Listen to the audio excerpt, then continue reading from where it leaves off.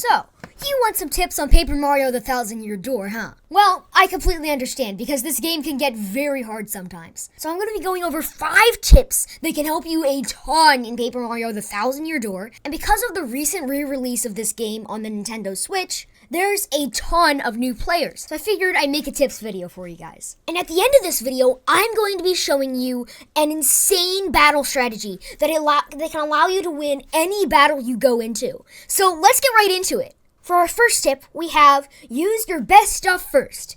Now, basically what this means is use your most powerful technique.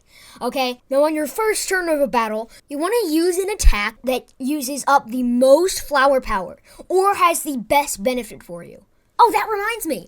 This video is mainly for early game players, but you can still benefit a lot if you just kind of adapt these tips a little bit. Now, my second tip is stop and smell the roses.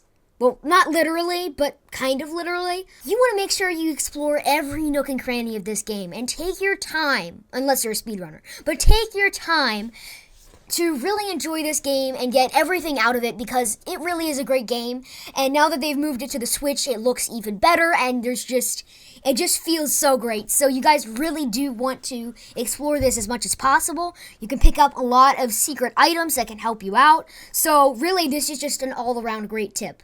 And for number 3, we have choose your partner wisely. Now, for each main chapter of the game, you have a different partner. However, certain partners can be useful in certain situations.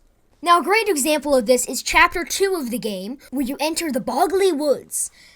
Now, this is a great place, and it's so cool. Now, there is something that you need Koops, your second companion, for. And that is the paper airplane spot in the Boggly Woods, where you head over to the area where you go to, like, Madame Florie's house or whatever. But once you go up that gray pipe, you might notice that there's a shine.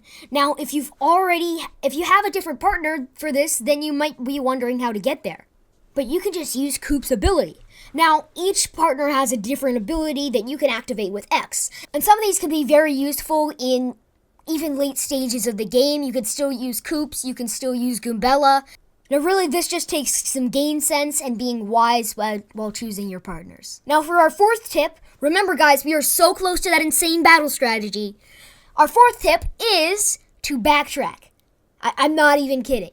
So obviously you go back to Rogueport a lot in this game, and that's great. And you might be able to find some things with your new abilities, for example, turning into a flat piece of paper, or just rotating, I guess. Anyway, you can use these abilities in tons of places, and it can really help you out if you just go back and get like a secret item using the paper airplane, for example.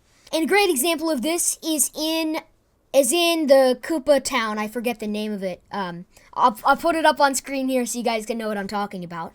Now after you've completed the entire like Hooktail Castle thing, and you come back here, you can go into the fence in the mayor's house and get a special badge. Now this can help you out, and it's just kind of great. Now there's a lot of areas like this in this game where you can't access it first, but then after you gain a new ability, you can. So backtracking is very important. And now it is time for the thing that you've all been waiting for. Now this one is our insane battle strategy. Now first off, you found yourself in a battle, right?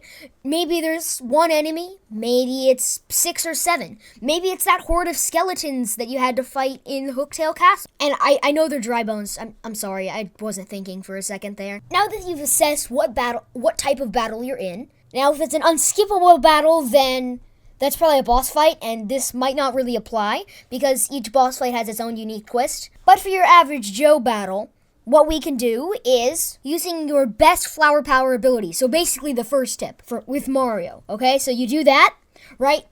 And that can knock out a lot of people or just get the strongest one out right away. Now you do want to use your hammer or your jump. I mean, it doesn't really matter, but just use your strongest attack at first. Then for your partner, use their strongest attack or an item. It's really up to you. It doesn't really matter. But use an offensive item. So now, make sure you guard, because this is going to really help you out. if it's a really tough battle. So now on your second turn, with Mario, you're going to use like still an attack that uses flower power, but only like 3 or 5 or 10 or something. Not something insane like 50 flower power, ultimate explosion or something. I don't even know. I haven't made it that far in the game yet, honestly. So use your partner to appeal to the crowd, so that way you can use a special attack. And now just use your strongest attack again, or a special attack, with Mario and your partner. Now if the battle still hasn't ended, then just repeat turn 2 a couple times, and then it should be done. And sometimes it can be important to use Goombella in your battles. So this is just like a bonus tip, really. Now, that way you can use her tattle ability, so then you can know how much health your enemies have. Anyway, guys, that's all for this video. I hope you enjoyed, and I hope you learned a lot as well. And I hope that your Paper Mario, the 1,000-Year Door journey is a whole lot better. Anyways, until next time, goodbye. Also, don't forget to subscribe, because this video is kind of hard.